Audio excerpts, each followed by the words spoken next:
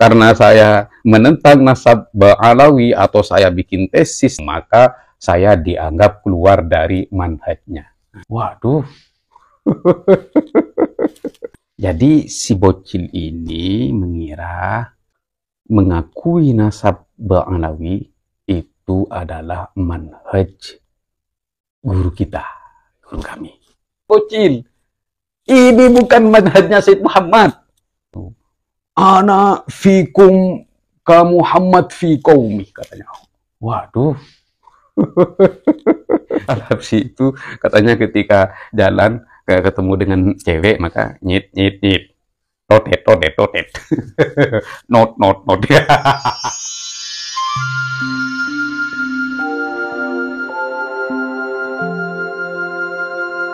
Pasti kita cukup aneh ya menanggapi kurcaci-kurcaci pembela nasab Ba'alawi ini. Setelah yang tua-tua, yang gede-gede tidak mampu, giliran bocil-bocil singut tuh. Sebenarnya saya malas ingin menanggapi ini dan saya sudah sampaikan kepada mereka. Saya tidak ada urusan dengan mereka. Tapi bagaimana lagi? Ini bocil ya, baru metu ya, belagu lah. Baik, biar kita tidak salah paham, yuk kita dengarkan videonya secara seksama. Dawuh Abu Sayyid Muhammad Alawi Al-Maliki bahwa orang secara khusus santri yang celaka adalah santri yang keluar dari komitmen pendirian para guru-gurunya. Itulah yang disampaikan oleh si bocil belagu ini. Ada 3 poin yang bisa saya petik dari apa yang dia sampaikan. Baik, yang pertama ialah makalah, kata-kata mutiara Sayyid Muhammad bin Alawi Al-Maliki Al-Hasani rahimahullah rahmatal abror, yang berbunyi asyaqi man kharaja an manhaji aslafihi. Artinya, orang yang cilaka itu orang yang keluar dari manhaj leluhurnya atau pendahulunya. Nah, di sini pendahulu, aslaf itu ya bisa leluhurnya yang soleh, terus bisa guru-gurunya. Baik, dia artikan itu adalah gurunya. Terus kunci dari kata mutiara itu man kharaja an manhaj, orang yang keluar dari manhaj. Berarti yang perlu kita perhatikan adalah kalimat manhaj.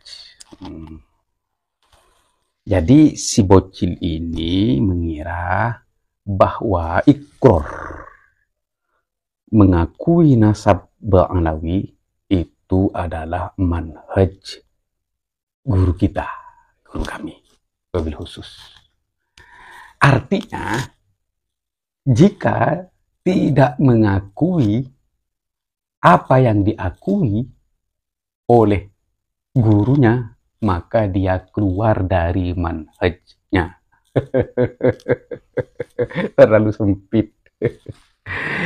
Baik, manhaj itu jalan dakwah atau metode dakwahnya. Begini teman-teman, yang benar ya. Manhaj itu apa? Metode dakwah atau jalan dakwah gurunya. Baik. Sekarang, apa manhaj Ba'alawi? Jangan sampai salah paham. Jangan sampai seperti dia, bocil itu, yang mengira manhajnya guru kita, ya Sayyid Muhammad bin Alawi Al-Maliki itu hanya mengakui nasab Ba'alawi. Jadi siapapun yang tidak mengakui nasab Ba'alawi, maka dia keluar dari manhaj Sayyid Muhammad. Allahul Musta'an. Eh, karena saya menentang nasab Ba'alawi atau saya bikin tesis tentang penemuan Bapak leluhur Ba'alawi, maka saya dianggap keluar dari manhajnya. Jadi begini teman-teman sebenarnya ya. Manhajnya dakwah Sayyid Muhammad bin Alawi Al-Maliki sudah beliau itu tuangkan dalam semua kitab-kitabnya. Di dalam tasawuf, di dalam akidah, di dalam indahnya berpikir, di dalam mengetapkan dakwah, di dalam menjalankan dakwah. Semua itu beliau tuangkan dalam kitab-kitab tulisan beliau. Ada 500 lebih kitab yang beliau itu tulis. Dari semua fan keilmuan. Ya. Kecuali dalam ilmu nasab itu saya tidak pernah membacanya atau mengetahuinya. Barangkali yang lain ada. Semua fan itu sudah. Okay. Baik, kalau begitu, ayo kita bandingkan siapa yang keluar dari manhajnya Sayyid Muhammad bin Alawi Al-Maliki dan siapa yang berada di dalam manhajnya Sayyid Muhammad bin Alawi Al-Maliki. Satu persatu. Banyak yang nelpon, kenapa engkau berbeda dengan masyrab atau manhaj guru? Saya tanyakan, berbeda itu dalam hal apa? Nah, gitu. Saya tidak pernah berbeda dengan beliau dalam manhaj dakwah. Nah, ini ya. Beliau Ahlus Sunnah wal Jamaah, mazilna. Ana Ahlus Sunnah wal Jamaah. Mazilna. Ana ala turathi syekhina Sayyid Muhammad bin Ali Al-Maliki. Jadi kalau perbedaan pandangan, perbedaan istiqro, itu dianggap keluar dari manhaj. Ini sangat sempit. Nah, kalau memang saya dipaksakan misalnya, dia anggap saya keluar dari manhajnya Sayyid Muhammad, tapi kenyataannya tidak, hasyawakallah. Demi Allah saya tidak keluar dari manhajnya Sayyid Muhammad bin Alawi Al-Maliki Al-Hasani. Baik, ini teman-teman, biar tidak salah paham ya. Baik, pandangan saya terhadap nasabnya Ba'alawi dianggap oleh si bocil belagu itu kalau saya keluar dari manhajnya guru saya. Menurut pandangan dia ya. Nah, sekarang ini pandangan saya. Ya, ini pandangan saya. Saya sekarang ini lagi menentang, menasehati orang-orang yang berlebihan di dalam agama. Sesuai dengan manhaj guru saya yang beliau tuangkan di dalam kitabnya yang berjudul Al-Wulu Fiddin. Itu teman-teman.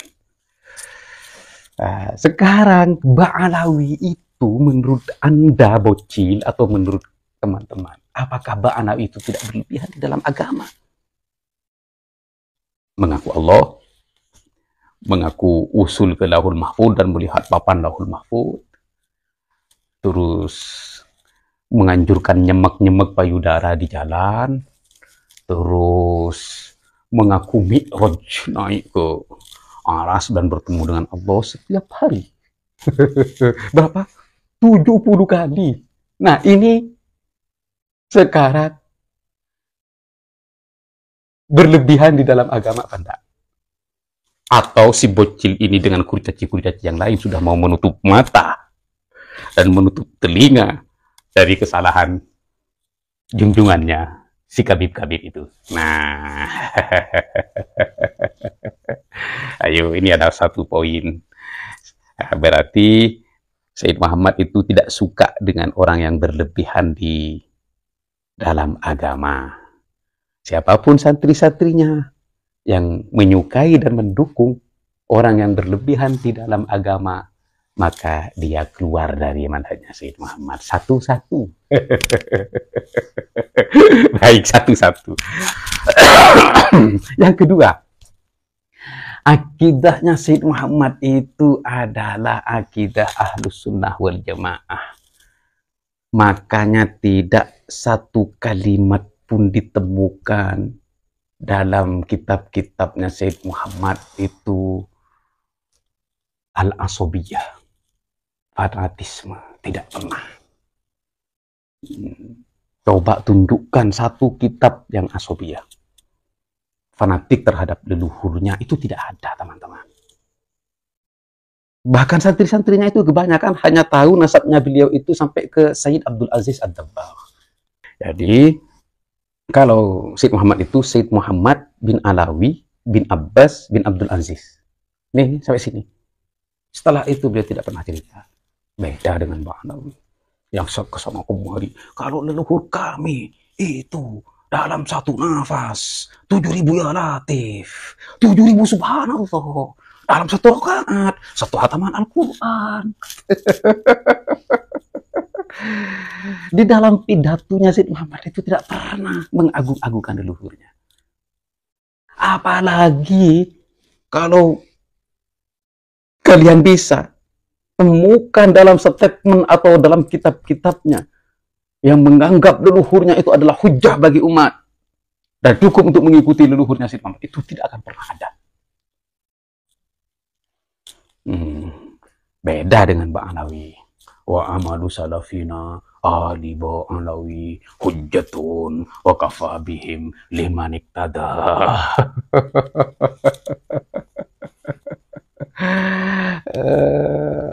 Ini asabiyah ya. Ini satu poin lagi, berarti 2 poin.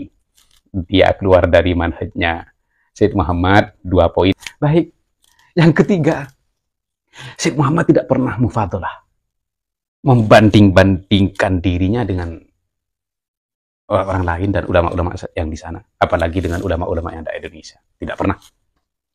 Dan Sayyid Muhammad juga tidak pernah membanding-bandingkan kakek-kakeknya dengan ulama-ulama yang lain. Kalau di mereka, Pak Alawi itu, ana fikum ka Muhammad fi qaumi, katanya. Waduh. Ana fikum ka Isa fi qaumi. La haula wala quwwata illa billah. Ana fi sairil awliya ka Muhammadin fi sairil anbiya. Allahul musta'an.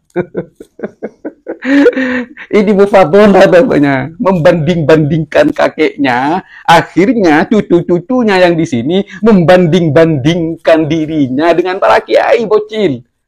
Ini bukan manhajnya Sayyid Muhammad. Sayyid Muhammad tidak pernah seperti itu. Jadi kalau kalian dukung ini dan bantu ini, berarti kalian sudah menganggap ini benar. Dan kalian keluar dari manhajnya Sayyid Muhammad. Makanya di sini ada mufadalah.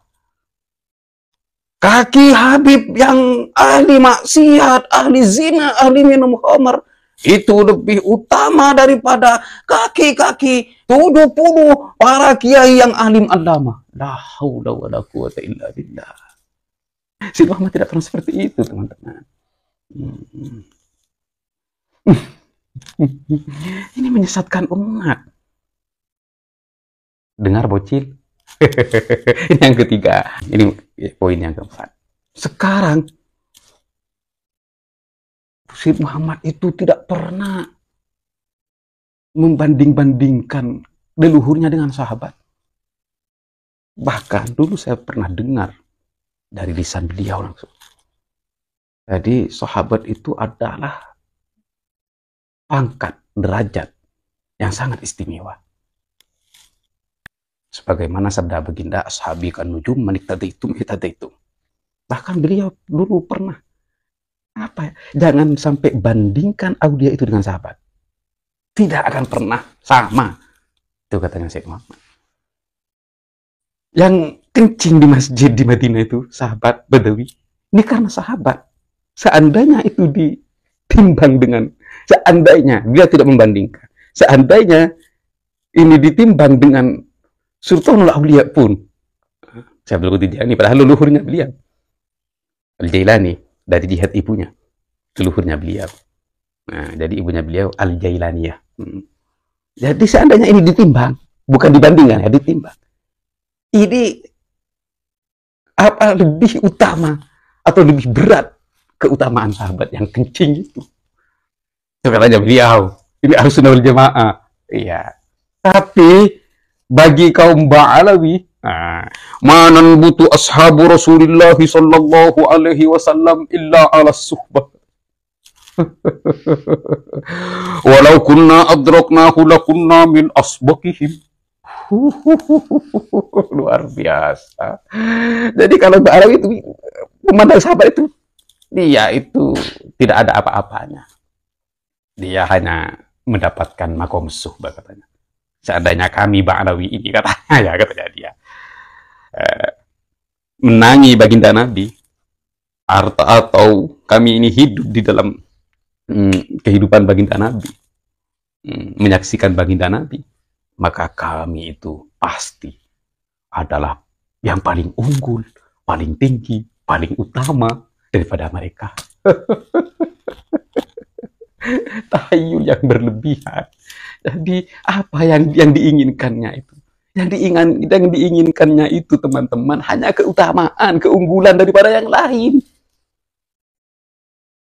Itu. Jadi mereka itu merasa lebih unggul daripada umat Muhammad secara keseluruhan. Itu yang mereka inginkan. Sama dengan orang Yahudi. Nahnu abna'ullahu ahibba'u itu. Ini 5 ya. Yang berbeda dan dengan gurunya. Ini 5. Syekh Muhammad itu di dalam kitabnya tidak pernah menghalalkan sesuatu yang haram. Apalagi menganjurkannya dan memberi hikmat tasyri' seperti yang didapat dalam kitab Kunuzus Sa'adah. Al-Habsyi itu katanya ketika jalan ketemu dengan cewek maka nyit totet not bukan jual pentol. Iya, ini nyemek pentolnya cewek si wanita itu. Bahkan suaminya hanya lihat, ini apain istri saya ditotet. Si Muhammad tidak pernah itu. Hasya'allah. La haula wala quwata illa billah. Ini yang ke-6 atau yang ke-5? Ya nggak apa-apa kalau anggap yang ke-5 saja. Dan Syed Muhammad tidak pernah mengaku Allah, walaupun sepakat kebanyakan orang-orang itu menganggapnya wali kutub. Tapi beliau tidak seperti Faqih Muqaddam langsung anallah.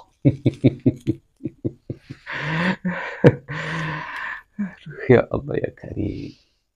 Ini yang ketujuh ya, yang ketujuh. Jadi 7 mereka kurcaci itu yang keluar dari nasabnya Ba'alawi. Astagfirullahaladzim. Mudah-mudahan jadi doa. Yang keluar dari manhajnya Sayyid Muhammad, saya hanya beda pendapat, beda pandangan. Ya, kalau mereka keluar nih, jelas ini keluar. Nah, kalau saya hanya beda pandangan. Alhasil mereka itu menyampaikan makalah statementnya Sayyid Muhammad bin Alawi al-Maliki tanpa memahaminya. Yatakallamuna bi ghairi aqlin, yatakallamuna bi ghairi fahmin. Asyaki, orang yang celaka itu yang keluar dari manhaj gurunya. Jadi mereka menuduh saya atau orang lain itu yang tidak sepaham dengan mereka keluar dari manhajnya Sayyid Muhammad bin Alawi al-Maliki, padahal mereka sendiri yang keluar dari manhajnya Sayyid Muhammad bin Alawi al-Maliki al-Hasan. Baik, ini yang pertama. Yang kedua. Jadi jangan bandingkan, jangan samakan dengan perbedaan antara Imam Syafi'i dan gurunya Imam Malik. Jadi ini 3 poin. Yang pertama, si bocil itu merasa dirinya paling benar di dalam mengetapkan manhajnya. Terus yang kedua, dia keceplosan, terburu-buru untuk menyalahkan Qiyas Ma'al Farik itu. Saya kiaskan dengan Imam Syafi'i itu, Qiyas Ma'al Farik itu katanya. Terus yang ketiga, dia melaknat. Perbandingan Qiyas di antara kalian dengan Imam Syafi'i itu Qiyas Ma'al Farik. Qiyas Ma'al Farik adalah menghubungkan hukum suatu perbuatan yang belum ada ketentuannya dengan perbuatan lain yang sudah ada ketentuan hukumnya. Qiyas merupakan analogi atau perumpamaan dalam syariat Islam. Bicara kias, dirinya tidak tahu rukunnya kias. Makanya kan ini katanya baginda Nabi. Di akhir zaman itu banyak orang yang berbicara, dirinya bukan ahli untuk berbicara. Tidak memahami apa yang dibicarakan. Jadi tolong sebelum berbicara itu, pahami dulu apa yang akan kamu sampaikan. Biar tidak menyesatkan umat. Biar tidak salah kan malu. Ini masalah ijtihad. Qiyas ma'al farid. Saya tanyakan rukun qiyas itu berapa? Baik, kalau tidak tahu saya kasih tahu ya. Rukun qiyas itu ada 4. Asal, terus yang kedua apa? Al-fara' cabang. Ini yang mau dikiaskan dengan yang asal. Fara' ini mau dikiaskan dengan asal. Jadi yang ketiga itu rukunnya harus ada punya ilat, alasan. Apa ilat itu? Al-wasful jami', sifat yang menyatukan antara fara' dan asal. Baru yang keempat adalah hukum. Baik. Sekarang, kalau dia sudah bilang ini qiyas ma'al farid, kata. Nah, di sini saya istiqro. Bukan ijtihad ini, istiqro. Mengkaji. Bahwa nasabnya Pak Alawi itu putus. Tidak nyambung ke Ahmad bin Isa. Butuh data, dalil. Ya. Dari kaidah ilmu nasab. Dari sejarah. Dari penyampaian para ulama. Ijtihad itu apa? Ijtihad itu meneliti, mengkaji, harus membutuhkan data, dalil. Nah, di sini berarti ini ada ijtihad, ada istiqra'. Keduanya itu memiliki sifat yang sama, yaitu meneliti, butuh data dan dalil untuk menetapkan sebuah hukum. Nah, baru keempat itu hukum. Jadi begini sih bocil ya. Jangan terburu-buru untuk bilang qiyas ma'al farid. Oh, itu kan Imam Syafi'i ijtihad. Kalau di ijtihad tidak apa-apa. Itu katanya siapa? Kalau di ijtihad beda pandangan boleh. Kalau bukan ijtihad beda pandangan dengan guru tidak boleh. Begitu bocil. Yang bicara siapa? Yang berkata itu siapa? Yang berstatement itu siapa? Hawa nafsumu kan. Ketahuan loh. Abul Hasan al-Asy'ari itu keluar dari manhaj gurunya Abu Ali al-Jubba'i. Bahkan beliau itu adalah kakak angkatnya Mu'tazilah, bahkan perumus Mu'tazilah. Akhirnya Abul Hasan mendirikan manhaj akidah baru bagi dia yang benar. Dia, bukan saya, Abul Hasan. Akhirnya lahirlah akidah Asy'ariyah dalam akidah. Ini apa? Barokah istiqro'nya Abul Hasan al-Asy'ari. Bukan saya loh, Abul Hasan al-Asy'ari. Baik, tentang perbedaan, ayo kita biar paham. Imam Syafi'i dan Imam Malik. Imam Malik hanya mementingkan dua hal, yaitu maksadus syariah wa istiqrar ahli Madinah. Di sini kebiasaan orang-orang Madinah. Ini yang menjadi pusat perhatian Imam Malik di dalam menetapkan sebuah ijtihadnya, kemudian menjadi hukum fikih.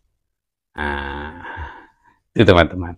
Dua hal ini. Kalau menurut saya, asyar'u itu adalah 4, katanya Imam Syafi'i. Menurut saya, asyar'u itu adalah 4. 1, an-nassu minal Qur'an, an-nassu minal hadis, wa ijma'ul ulama wal qiyas. 4.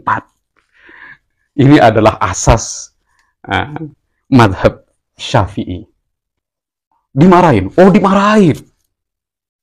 Bahkan ada satu temannya itu yang bilang, hal adalla Malik an-nas ya Ibn Idris. Apakah Syekhuna Imam Malik menyesatkan manusia? Oh tidak, katanya Imam Syafi'i. Balhum dollu bi ta'assubihim lahu. Akan tetapi mereka yang sesat, yang terlalu fanatik ta'assub kepada Imam Malik. Itu katanya Imam Syafi'i. Jadi ketika nagul, kata Imam Syafi'i, ketika saya bicara, qala Rasulullah sallallahu alaihi wasallam, yaquluna qala Malik. Jadi ketika saya itu berkata, ini loh dalilnya qala Rasulullah sallallahu alaihi wasallam, maka mereka menjawab, qala Malik, guru saya, jadi harus mengikuti guru saya. Nah, di sini ta'assub. Nah, di sini saya bisa memetik faedah teman-teman. Ta'assub, terlalu ta'assub terhadap guru karena takut, karena ini apa, maka katanya Imam Syafi'i itu sesat. Ini Imam Syafi'i yang bilang. Kalau tidak percaya coba kaji. Ini Imam Syafi'i yang berbicara. Terus Imam Syafi'i dikecam. Sama dengan saya sekarang dikecam. Padahal saya tidak pernah durhaka dengan guru saya. Saya hanya beranggapan kalau nasabnya Ba'anawi itu tidak nyambung sesuai penelitian, sesuai ilmu, sesuai kaidahnya. Itu tidak nyambung. Nah, katanya teman-teman saya, santri-santri alumni yang sudah terpapar kurcaci nasab Ba'anawi yang sudah menjadi kurcaci, maka saya ini menentang guru saya. Oh tidak. Demi Allah saya sama sekali tidak pernah menentang guru saya. Kalau mungkin ini dianggap berbeda, ya. Dianggap. Dipahami ya? Dianggap berbeda. Imam Syafi'i sampai tidak boleh masuk masjid. Sampai tidak boleh ngajar. Sampai harus pemerintah yang mengayominya. Bahkan Imam Syafi'i dikecam. Bi'sal bida'atan syuruha ya Ibn Idris. Sejelek-jelek perbuatan kamu sebarluaskan. Wahai Ibn Idris. Dikecamkan sahabat kan? Makanya kaji dulu. Kejadian itu kaji dulu. Bahkan Imam Syafi'i pernah berkata, wal aibu fina, yang tercela dari kita itu kita memaksakan kehendak ilmu itu harus satu sumber. Nanti akan saya bahas langsung ini. Saya di segmen berikutnya saya ingin membebaskan para santri dari perbudakan masyarakat. Tidak ada di Ahlussunnah wal Jamaah itu. Imam Syafi'i saja bilang jangan sampai jadikan sumber ilmu itu dari satu sumber. Hatta walau qaulian. Walaupun itu adalah perkataan saya. Beliau membuka kebebasan luas bagi santri-santrinya untuk meneliti. Walaupun itu adalah perkataan saya, jangan jadikan ilmu itu harus satu sumber kalau kepada guru. Jadi kalau ini menjadikan ilmu satu sumber kepada gurunya, maka berarti orang itu menjadikan muridnya sebagai budak yang tidak boleh berpendapat apapun, yang tidak boleh berstatement apapun, kecuali statement gurunya dan pendapat gurunya. La ikraha fiddin. Katanya Ahlussunnah wal Jamaah, kalau keimanan saja tidak boleh ikrahul fikr, ikrahul iman tidak boleh. Apalagi yang tentang perbuatan sunnah atau hanya pendapat. Itu Ahlussunnah wal Jamaah. Tapi kalau Imamiyah, Ismailiyah ini tidak boleh. Pengikut dan santri itu harus menjadi budak. Mulai dia menjadi santri atau mulai dia menjadi pengikut. Itu Imamiyah, Ismailiyah. Bukan Ahlussunnah wal Jamaah. Ini yang kedua teman-teman. Yang ketiga dia melaknat. A'anakallah. Sampai akhir kalimatnya. Imam Syafi'i juga dilaknat. Imam Syafi'i juga sampai didoakan mati. Bukan hanya didoakan celaka oleh Ashab bin Abdul Aziz. Bahkan itu Ashab berdoa di dalam sujudnya, di tempat yang paling dekat dengan Allah, biar diijabah. Sampai mati Ashab itu yang mendoakan Syafi'i di dalam sujudnya. Apa doanya? Allahumma amit Syafi'i. Allahumma amit Syafi'i. Matikan Syafi'i itu ya Allah. Fa'in abqaitahu, jika Syafi'i itu dibiarkan hidup, maka landarasa madhab syekhina Imamuna Malik. Maka akan terkikis habis madhab imam kami, Imam Malik. Seperti itu teman-teman. Jadi ini 3 poin. Yang pertama, si bocil itu merasa dirinya paling benar di dalam mengeterapkan manhajnya. Terus yang kedua, dia keceplosan, terburu-buru untuk menyalahkan Qiyas Ma'al Farik itu. Saya kiaskan dengan Imam Syafi'i itu, Qiyas Ma'al Farik itu katanya. Terus yang ketiga, dia melaknat. Dia sudah dijawab satu persatu lagi. Jadi baik kepada kurcaci-kurcaci itu, sebelum kalian berbicara, jangan terlalu ambisi, nafsu akhirnya terjerumus dalam kekeliruan kan. Baik, semoga bermanfaat. Allahul muwaffiq ila aqwamit thoriq. Wassalamualaikum warahmatullahi wabarakatuh.